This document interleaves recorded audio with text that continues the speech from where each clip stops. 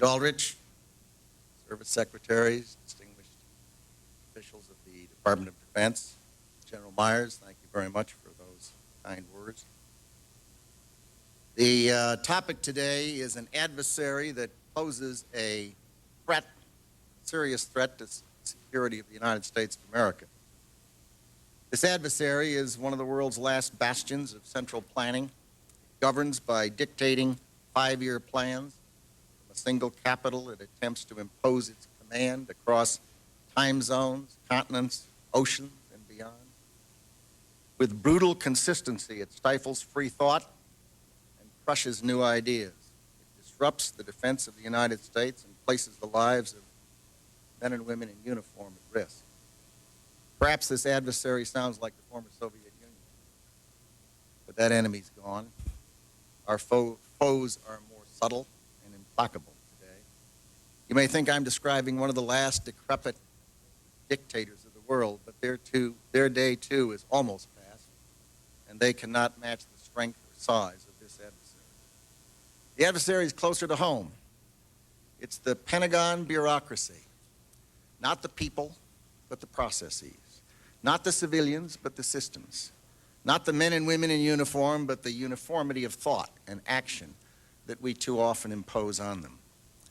In this building, despite the era of scarce resources, taxed by mounting threats, money disappears into duplicative duties, bloated bureaucracy, not because of greed, but gridlock. Innovation is stifled not by ill intent, but by institutional inertia. Just as we must transform America's military capability to meet changing threats, we must transform the way the department works and what it works on. We must build a department where each of the dedicated people here can apply their immense talents to defend America, where they have the resources, information, and freedom to perform. Our challenge is to transform not just the way we deter and defend, but the way we conduct our daily business. Let's make no mistake. The modernization of the Department of Defense is a matter of some urgency. In fact, it could be said that it's a matter of life and death, ultimately, every American's. A new idea ignored may be the next threat overlooked. A person employed in a redundant task is one who could be countering terrorism or nuclear proliferation. Every dollar squandered on waste is one denied to the warfighter.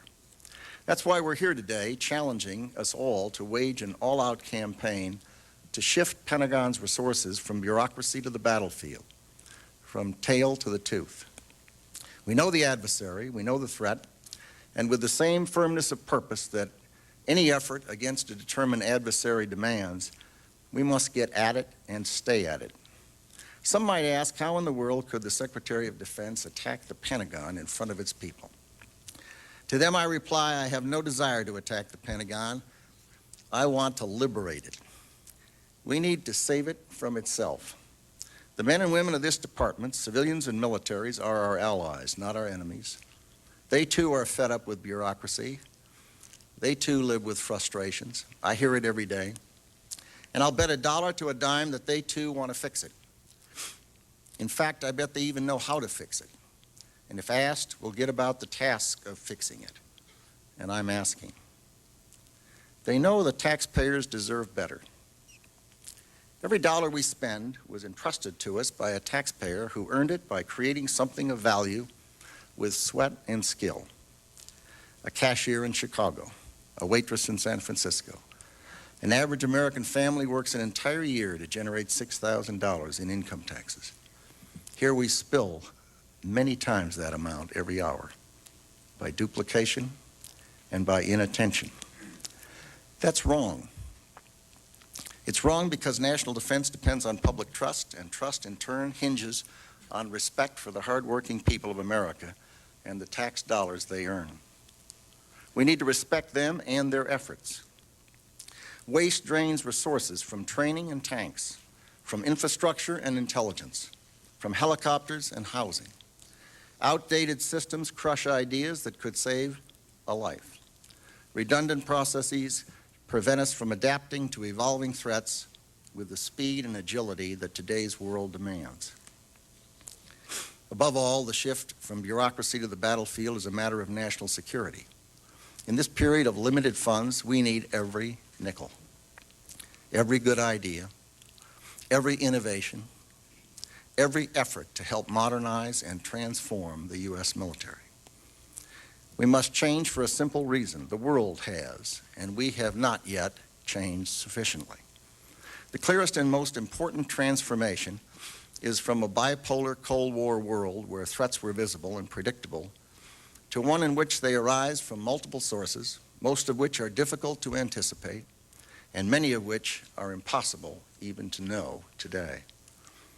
Let there be no question.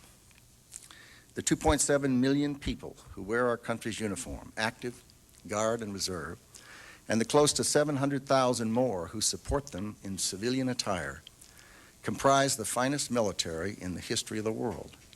They stand ready to face down any threat, anytime, anywhere. But we must do more. We must develop and build weapons to deter those new threats. We must rebuild our infrastructure, which is in a very serious state of disrepair.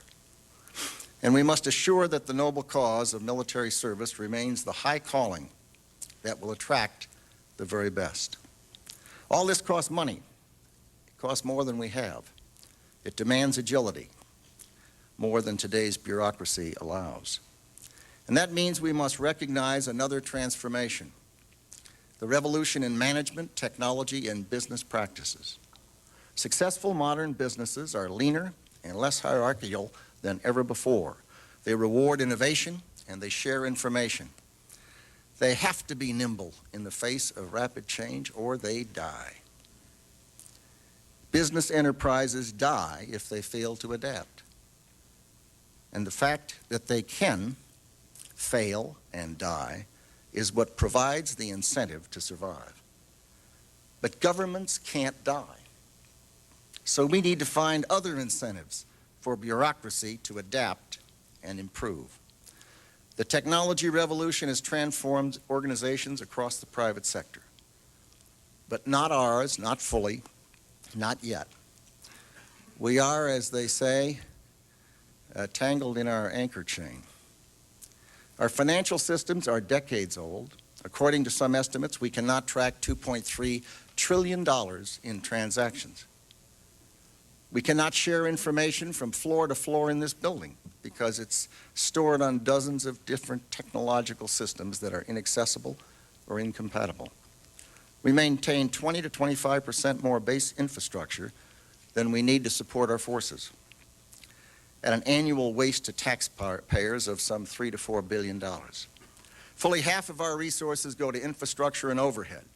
And in addition to draining resources from warfighting, these costly and outdated systems, procedures, and programs stifle innovation as well. A new idea must often survive the gauntlet of some 17 levels of bureaucracy to make it from a line officer's head to my desk. I have too much respect for a line officer to believe that we need 17 layers between us. Our business process and regulation seems to be engineered to prevent any mistake, and by so doing, they discourage any risk. But ours is a nation born of ideas and raised on improbability, and risk aversion is not America's ethic, and more important, it must not be ours. Those who fear danger do not volunteer to storm beaches and take hills, sail the seas, and conquer the skies. Now we must free you to take some of the same thoughtful, reasoned risks in the bureaucracy that the men and women in uniform do in battle. To that end, we're announcing today a series of steps the Department of Defense will take to shift our focus and our resources from bureaucracy to battlefield, from tail to tooth. Today's announcements are only the first of many. We will launch others ourselves, and we will ask Congress for legislative help as well. We have, for example, asked Congress for permission to begin the process of closing excess bases and consolidating the B-1 bomber force. But we have the ability and therefore the responsibility to reduce waste and improve operational efficiency on our own. Already we've made some progress. We've eliminated some 31 of the 72 acquisition-related advisory boards. We now budget based on realistic estimates. We're improving the acquisition process. We're investing $400 million in public-private partnerships for military housing. Many utility services to military installations will be privatized. We're tightening the requirements for other government agencies to reimburse us for detailees. And we're reviewing to see whether we should suspend assignments where detailees are not fully reimbursed. We have committed $100 million for financial modernization, and we're establishing a Defense Business Board to tap outside expertise as we move to improve the department's business practices. We can be proud of this progress, but certainly not satisfied. To succeed, this effort demands personal and sustained attention at the highest levels of the department. Therefore, it will be guided by the Senior Executive Council, including Undersecretary Pete Aldrich, Army Secretary Thomas White, Navy Secretary Gordon England, and Air Force Secretary Jim Roach. These leaders are experienced, talented, and determined. I am delighted they are on our team.